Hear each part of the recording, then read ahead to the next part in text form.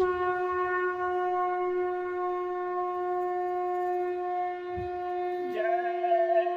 गुरुदेव। जय गुरुदेव। जय गुरुदेव। जय गुरुदेव। साधो जग दर्शन का मेला, साधो जग दर्शन का मेला। ब्याज के कारण मूल गवाया, ब्याज के कारण मूल गवाया। काम न आया धेला, काम न आया धेला। साधो जग दर्शन का मेला, साधो जग दर्शन का मेला। मेले में तो खूब है रौनक, मेले में तो खूब है रौनक। घर से चला अकेला, घर से चला अकेला। साधो जग दर्शन का मेला, साधो जग दर्शन का मेला। जब मेला यह बिनस जाएगा, जब मेला यह बिनस जाएगा। जावे फिर तो अकेला, जावे फिर तू अकेला। साधो जग दर्शन का मेला, साधो जग दर्शन का मेला। कर ले सौदा जो करना है, कर ले सौदा जो करना है। खर्च के पैसा धेला, खर्च के पैसा धेला। साधो जग दर्शन का मेला, साधो जग दर्शन का मेला। मेले में कर सबसे मेल तू, मेले में कर सबसे मेल तू। ना तर देख ना मेला, ना तर देख ना मेला। साधो जग दर्शन का मेला, साधो जग दर्शन का मेला। चौसर बाजी बिछी हुई है, चौसर बाजी बिछी हुई है। सोच समझ जो खेला, सोच समझ जो खेला। साधो जग दर्शन का मेला, साधो जग दर्शन का मेला। वह तो बाजी जीत के जावे, वह तो बाजी जीत के जावे। नहीं तो पड़ा झमेला, नहीं तो बड़ा झमेला। साधो जग दर्शन का मेला, साधो जग दर्शन का मेला।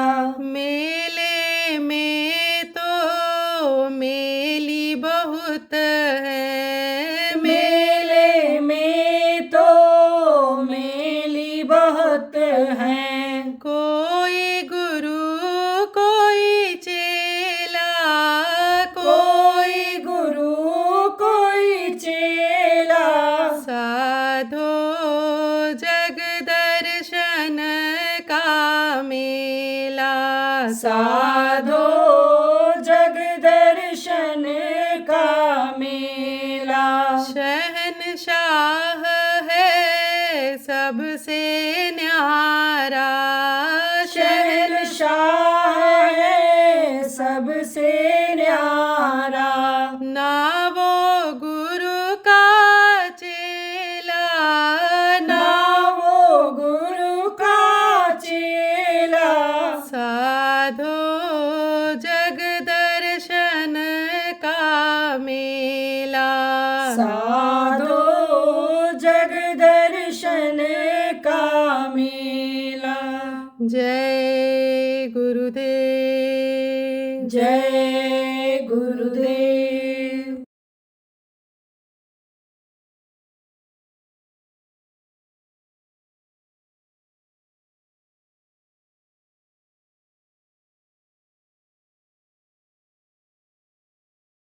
देखते ही नहीं थे, आंख बंद करके नैमी ऋषि नीम के पेड़ के नीचे ऐसे बैठे रहते थे, ध्यान लगाते रहते थे। तो जीवात्मा जब निकल जाती है तब शरीर का होश नहीं रहता, और होश भी रहता है तो यह भूख प्यास को सताती नहीं है। और जब जीवात्मा आती है अंदर तब भूख है, प्यास है, टट्टी है, पेशाब है, यह सब महसूस होता है।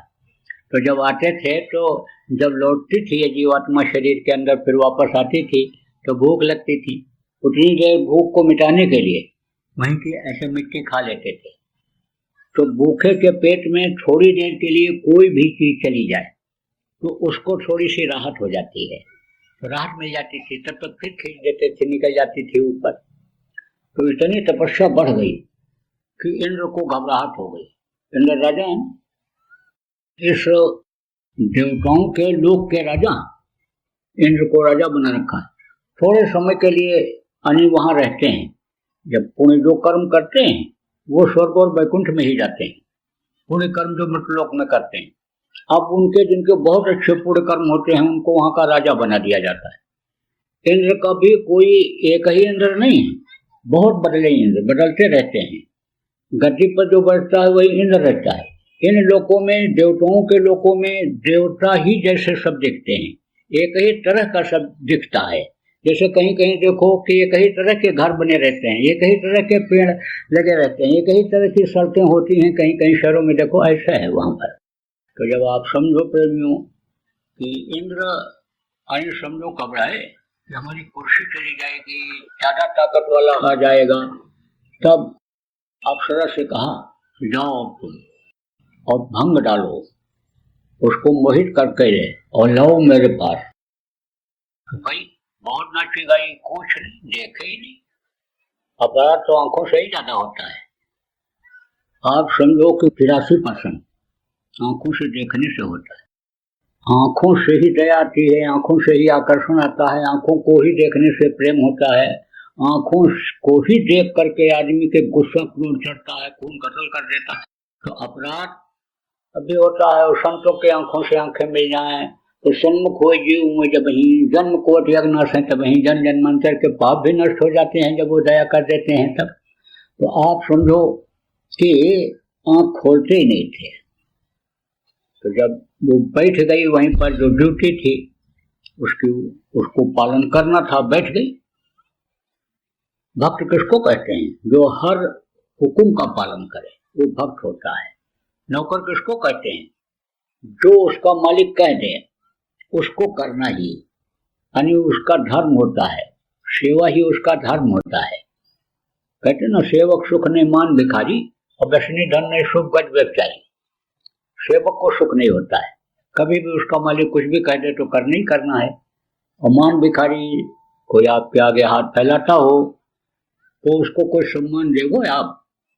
बहुत से लोग तो भगा ही देते हैं, बहुत से लोग ऐसे डाल देते हैं। ये लोग, कुछ लोग ऐसे तो भी ऐसे दूर से ही डालते हैं, हाथ में नहीं पकड़ाते हैं ज्यादातर भिखारियों।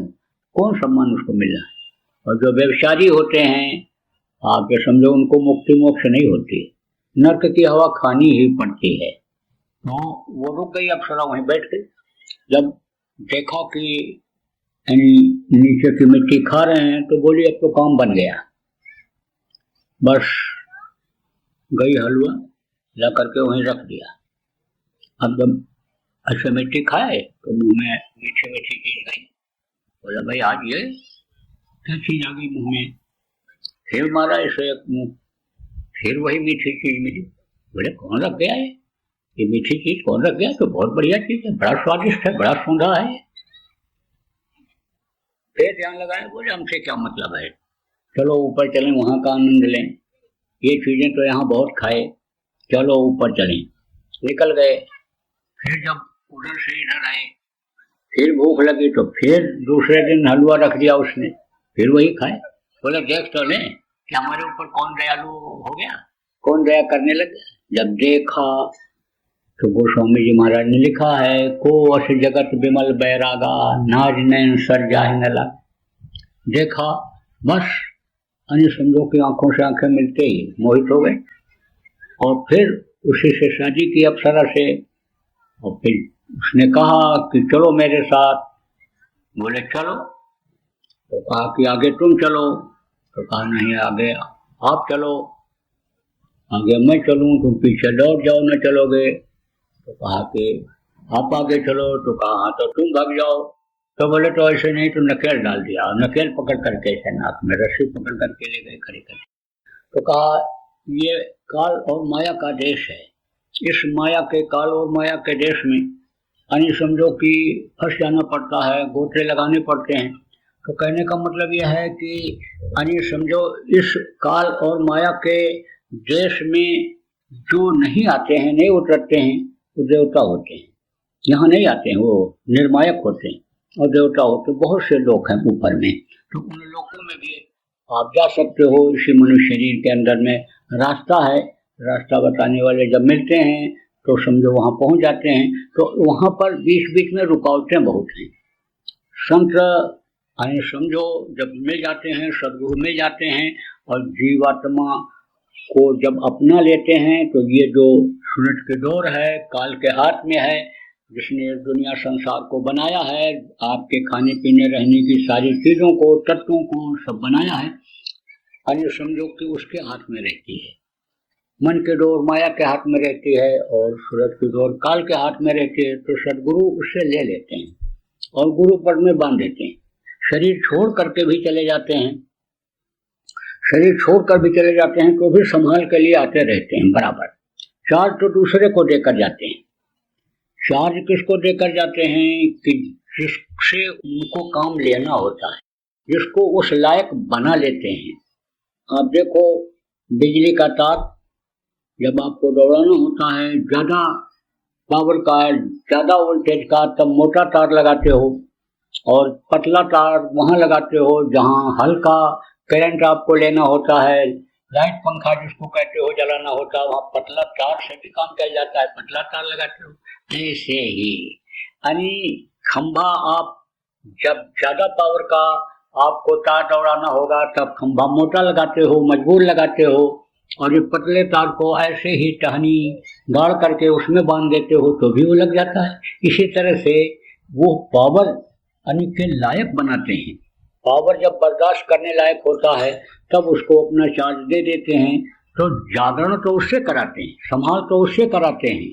बाहर से संभाल होना भी जरूरी होता है, उन्हें तो बहक जाए, जैसे मैंने बताया कि काल माया के चक्कर में आ जाए, नरकों में चला जाए, तो रुपया पैसा को माया कहा गया और औरतों को माया कहा गया, तो इसमें यानी फंस जाना पड़ता है। अच्छे अच्छे लोग फंस गए तो आप ये समझो कि उसके लायक बनाते हैं ये, और मतलब यह है कि चार्ज दे देते हैं उनको, संभाल उनसे कराते हैं, और जीवात्मा के संभाल स्वयं करते हैं। तो संत सदगुरु हमेशा रहे, आप समझो अन्य युगों में भी रहे।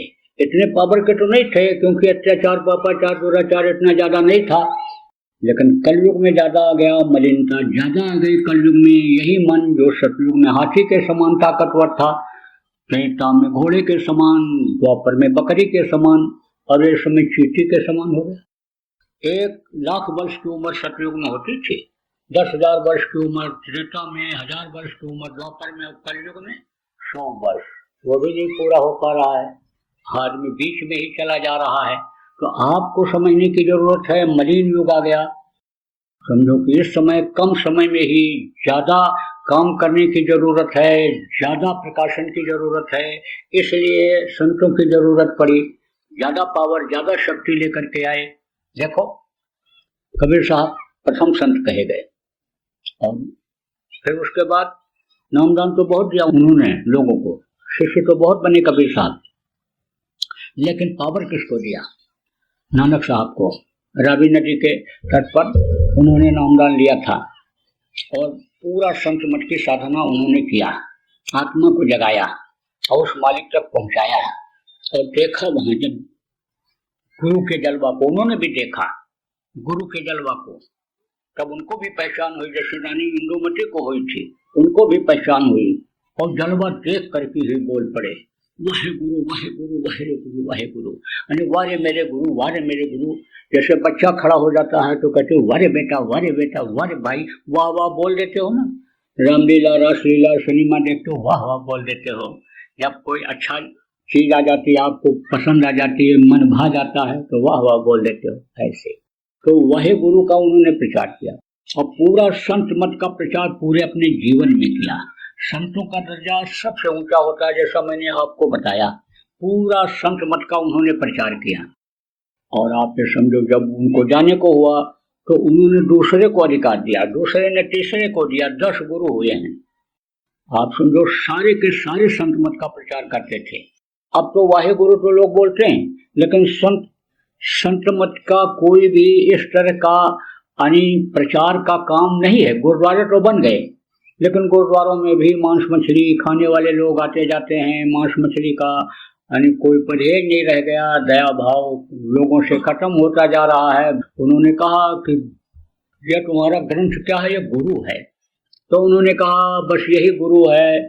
गुरु का मतलब इसमें बातें सब लिखी हुई हैं गुरु की। गुरु का मतलब ये होता है ये इस चीज को पकड़ लो तो ये तुमको रास्ता दिखा देगा। गुरु का मतलब ये होता है। तो अब आप ये समझो कि संत मत तो कभी खत्म होने वाला ही नहीं, क्योंकि उद्धार तो इसी मत से होना है, कल्याण इसी मत से होना है, नरक 84 से छुटकारा इसी मत से होना है। हालांकि काल का मत जो है और काल ये नहीं चाहते हैं कि जीव अपने घर अपने वतन जाने पावे, इसलिए रोक तो लगाते हैं, वो बाधा तो डालते हैं, लेकिन सदगुरु के आगे जो उस वक्त के होते हैं उनके आगे उनकी चलती नहीं है। समझा, इतने पावर वाले वो होते हैं कि उनका कोई भी कल बल नहीं चलता, सब फेल हो जाता है। लेकिन जब सदगुरु को अपना हाथ कोई पकड़ा देता है भगत, तब वो नहीं छोड़ते हैं। उंगली तो पकड़ लेते हो आप बहुत से लोग, लेकिन छोड़ देते हो। उसी तरह से जैसे बाप बच्चे को उंगली पकड़ा करके मेला दिखाने के लिए ले जाए, दुकानें अच्छी अच्छी देख करके मिठाई की खिलौने की, बच्चा उंगली छोड़ देता है, खिलौना उठाने लगता है, मिठाई खाने लगता है, तब तक भीड़ भाड़ में स्वाद छूट जाता है। ऐसे इस दुनिया में, संसार में, इस मेले में, माया के मेले में आप भूल जाते हो, गुरु का हाथ छोड़ देते हो, लेकिन वो हाथ जब पकड़ते हैं तब वो नहीं छोड़ते। उनका निशाना तो यही होता, हम आए वही देश से जहाँ तुम्हारो धाम और तुमको घर पहुँचाऊँ ना। एक हमारो काम, एक लक्ष्य, एक उद्देश्य यही होता है कि तुमको हम तुम्हारे घर पहुँचा दें। आप कुछ लोग गुरु महाराज के भक्त इसमें बैठे हुए हो, प्रेमी इसमें बैठे हुए हो गुरु महाराज के, लेकिन गुरु को आप कितना मानते हो, गुरु से आप कितना प्रेम करते हो? यही तुलना कर लो कि बच्चे से कितना प्रेम, पत्नी से कितना प्रेम, पति से कितना प्रेम, भाई से कितना प्रेम, सास ससुर से कितना प्रेम, और गुरु से कितना प्रेम। अगर बच्चा 2 घंटा भी स्कूल से आने में देर कर दे तो घर से निकल करके देखने लगते हो, चल पड़ते हो कि कहाँ रह गया मेरा बेटा, लेकिन गुरु 24 घंटे में याद आते हैं। अरे सोचो, आप नामदानी हो, गुरु महाराज के नामदानी हो, लेकिन नामदानियों के यहाँ भी फोटो नहीं मिलता है गुरु का, और मिलता भी है तो कहीं कोने वोने में ऐसे लटका देते हैं। और बच्चों के लिए घर बनाते, कमरा बनाते, यानी छोटे बेटे का, बड़े बेटे का, और पिताजी का, भाई का, सबका कमरा मकान, उसमें कम से कम एक फोटो की ही जगह आप निर्धारित कर दो तो माना जाए कि आप प्रेम करते हो। इतना कपड़ा बनवाते, इतना भोजन कराते गुरु के निमित्त, अरे तुम बच्चियों छुटकी ही निकालने लग जाओ। गुरु के नाम पर जय गुरुदेव नाम बोल करके खाना बनाने के लिए जब जाओ तो एक चुटकी आटा ही रखने लग जाओ।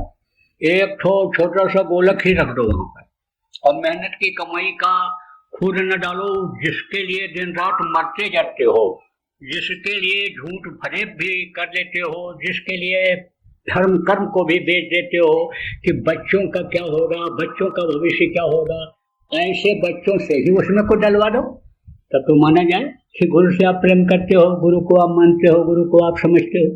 तो देखो प्रेमियों, मैं आपको ये बताऊंगा कि गुरु अन्य समझो कि नानक साहब भी थे और सबसे छोटे उनके जो गुरु थे संत मठ के, अन्य समझो कि वो थे गुरु गोविंद सिंह। वो गए हुए थे कहाँ, दक्षिण में पूना, तो वहां भी बहुत लोगों को उन्होंने नामदान दिया, काफी कुछ शिष्य बनाए। लेकिन उसमें रतन राव साहब थे, वो मराठा पेशवा परिवार के थे, उन्होंने लिया, उन्होंने अपनी आत्मा को जगाया, उनको आदेश मिल गया कि इस दौलत को तुम बांटो, वो बांटने लगे। फिर उन्होंने कई लोगों को नामदान दिया, उनमें से एक श्याम राव जी थे, उनको फिर आत्मा को अपनी जगाने के बाद आदेश मिल गया, वो नामदान देने लग गए। फिर वो वहां से उधर से चले आए, परेशान किया उनको। संतों को अक्सर लोग परेशान करते हैं, कहा कि जगत बगत सो बैर है, चारों जुग परमान, पलटू नाहत भोगता साधु देख कर स्वान। तो समझो कुत्ता भी दौड़ता है, कहते हैं साधु को देख करके पीछे पीछे। ऐसे ही आप समझो कि संतों को लोग समझ नहीं पाते, पहचान नहीं पाते हैं, तो परेशान करते हैं। तो क्या करते हैं, खुद हट जाते हैं, परेशानी को छोड़कर चले जाते हैं, उसमें उलझते नहीं, क्योंकि उनको तो रास्ता अलग से भी निकाल लेना होता है। कहा लेक लेक कायर चले, लेकर चले कपोत, लेक छाड़ तीनों चले शायर सिंह सपूत। शेर कहीं रास्ता देखता है, जिधर चल पड़ता है जंगल में, उसी तरफ रास्ता हो जाता है। शायर किस्सा कहानी वाले होते हैं, कविता लिखने वाले, शायरी करने वाले, दूसरे की नकल नहीं करते हैं। कहते हैं सरस्वती इनके कंठों पर बैठ गई, साधना थोड़ी बहुत तो उनकी रहती है। आप ये समझो कि जो चक्रों का भेदन कर ले जाते हैं, इंद्रिय चक्र का ही भेदन कर ले जाते हैं, सरस्वती का दर्शन हो जाता है, सरस्वती की कृपा हो जाती है, अक्षर इन्हीं चक्रों से ही उतरे, तो उनके मुंह से जो निकलता है वही दीक्षा हो जाती है, वेदवाक्य हो जाता है। तो कहते हैं कि भाई वो दूसरे की नकल नहीं करते, और जिनको सपूत कहा गया वो अन्य समझो की रास्ता नहीं देखते हैं, चल पड़ते हैं उसी तरफ, अन्य लोग भी हो जाते हैं सपोर्ट की तरफ, सब हो जाते हैं, तो नया रास्ता निकल आता है। तो छोड़ दिया जगह को, अब चले आए बनारस, बनारस से फिर गए हाथरस, हाथरस से फिर आगरा उनका आना जाना रहता था, तो वहां पर सूर्यदयाल जी महाराज, ये सब कम उम्र में ही नामदान पाए थे, जवानी में ही इन्होंने हासिल कर लिया था शक्ति को, परमात्मा का दर्शन जवानी में ही कर लिया था, और जवानी में ही इनको आदेश मिल गया था कि अब ये जो दौलत तुमको मिली है इसको तुम बांटो। तो उन्होंने भी कई लोगों को नामदान दिया। फिर अधिकार किसको दिया, विष्णुदयाल जी महाराज को, और विष्णुदयाल जी महाराज ने भी बहुत से लोगों को नामदान दिया। और अधिकार किसको दिया, घोरेलाल जी महाराज को, जो हमारे गुरु महाराज के गुरु थे, और उन्होंने किसको अधिकार दिया, गुरु महाराज को अधिकार दिया नामदान देने का। तो गुरु महाराज ने बहुत से लोगों को नामदान दिया, और आप इसमें काफी कुछ लोग बैठे भी हो जो गुरु महाराज के नामदानी हो। आप बड़े भाग्यशाली हो कि आपको यह मनुष्य शरीर मिला, 84 लाख योनियों में सबसे श्रेष्ठ मनुष्य शरीर मिला, और गुरु महाराज जैसे समर्थ गुरु मिल गए, जिनकी दया का आपने अनुभव भी किया। लेकिन वो कैसी दया आपको मिली, बाहरी दया मिली, शरीर का सुख मिला, तकलीफें आपकी दूर हुई, लड़के बच्चों की तरक्की हुई, ये बाहरी सुख मिला। बाहर से आपने उनकी दया लिया, दुआ आशीर्वाद लिया। अब आप बहुत से लोग भूल और भ्रम में भी पड़े हुए हो कि गुरु महाराज चले गए, अब हम कहाँ जाएं, किसके पास जाएं, किससे अपनी बात कहें, किससे फायदा उठावें। तो बहुत से लोग ऐसे भी भूल और भ्रम में ही पड़े रह गए, और फिर वही हाथी पर बैठ करके फिर वही बकरी की सवारी कर लिया, जो सब कुछ छोड़ करके संत मत को अपनाए थे वो भी उनसे छूट गया। तो आप समझो प्रेमियों कि आप भाग्यशाली हो। लेकिन जब गुरु को आप पहचान जाओ, जैसे अंतर में वाहे गुरु बोलने लग गए, नानक साहब पहचाने, जैसे समझो मीरा ने पहचाना, जैसे आप समझो कि इंदुमती ने पहचाना, अंतर में जब आप गुरु के रूप को देखोगे तब आपको पक्का विश्वास हो जाएगा कि हमारे गुरु समर्थ थे, सच्चे थे, और गुरु के बताए रास्ते पर हमको चलना चाहिए। तो अंतर में कैसे देखोगे आप अंतर में देख सकोगे, लेकिन जब उन्होंने बताया आपको कि बच्चा सुमिरन करना, ध्यान करना, भजन करना, जब आप सुमिरन ध्यान भजन जो पुराने लोग हो करने लगोगे, अंतर में जब आपको दर्शन होने लगेगा, तब आपको कहीं भी जाने की, भटकने की जरूरत नहीं पड़ेगी। तो आप भी वही प्रार्थना दोहराओगे, खोज री पिया निज घट में, जो गुरु महाराज प्रार्थना अक्सर बोला करते थे। फिर आप ये नहीं कहोगे कि खोज रे पिया मठ में, मंदिर में, गंगा में, जमुना में, काशी में, आप ये नहीं कहोगे। फिर सबसे यही बोलने लगोगे कि घर में घट दिखलाया जाए जो सदगुरु परम सुजान, यही बोलने लगोगे, जो तिल माही तेल है, जो चकमक में आग, तेरा साईं तुझ में जान सके से नहीं। तो प्रेमियों, न घर छोड़ना, न जमीन जायदाद छोड़ना, न बाल बच्चों को छोड़ना, थोड़ी देर के लिए ध्यान को ही तो दुनिया की तरफ से आपको हटाना है। थोड़ी देर के लिए ही दुनिया को भूलना है, आखिर ये दुनिया छूट जाएगी, दुनिया ये भूल जाएगी। तो इसमें क्यों फंसे हुए हो, इस चीज को आप समझो। और नहीं तो बस इसी में जैसे मकड़ी जाला लगाती है अपने सुख के लिए, लेकिन उसी में मर जाती, खत्म हो जाती, उससे बाहर नहीं निकल पाती है। ऐसे ही आपका अंश समय निकल जाए।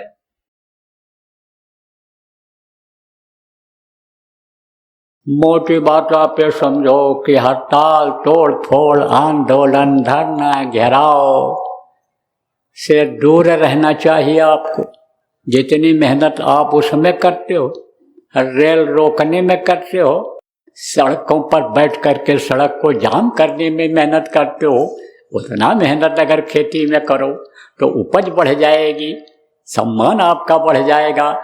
आपका अन्नदाता नाम रखा गया है, अन्नदाता आप कहलाओगे, फिर आंदोलनकारी नहीं कहलाओगे, फिर आप हड़ताल वाले आदमी नहीं कहलाओगे। आपकी इज्जत प्रतिष्ठा बनी रहेगी, अन्नदाता आप रहोगे। जवानों की जिंदगी बर्बाद हो जाती है किसमें, उन्माद में, कि हमारा ये यूनियन है, सबसे ऊंचा हम जो चाहेंगे करा लेंगे, सरकार से जो चाहेंगे करा लेंगे।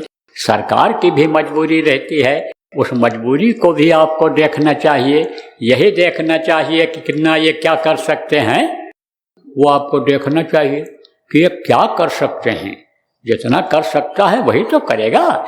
एक बाप के 4 बेटा हैं और चारों को उसको देखना है, परवरिश करना है, व्यवस्था को घर के बनाए रखना है, आए गए का स्वागत सत्कार भी करना है, और आपको सम्मान प्रतिष्ठा भी बढ़ा करके आपके बच्चों को, परिवार के बच्चों को यानी समझो आगे बढ़ाना है।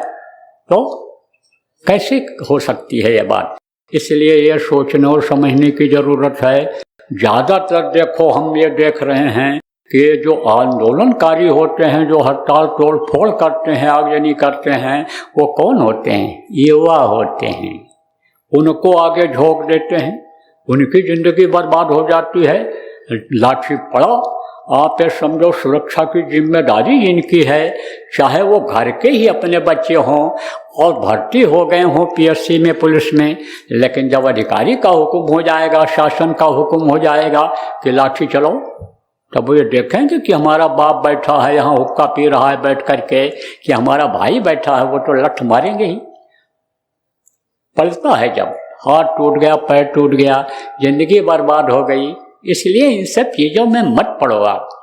जय गुरुदेव।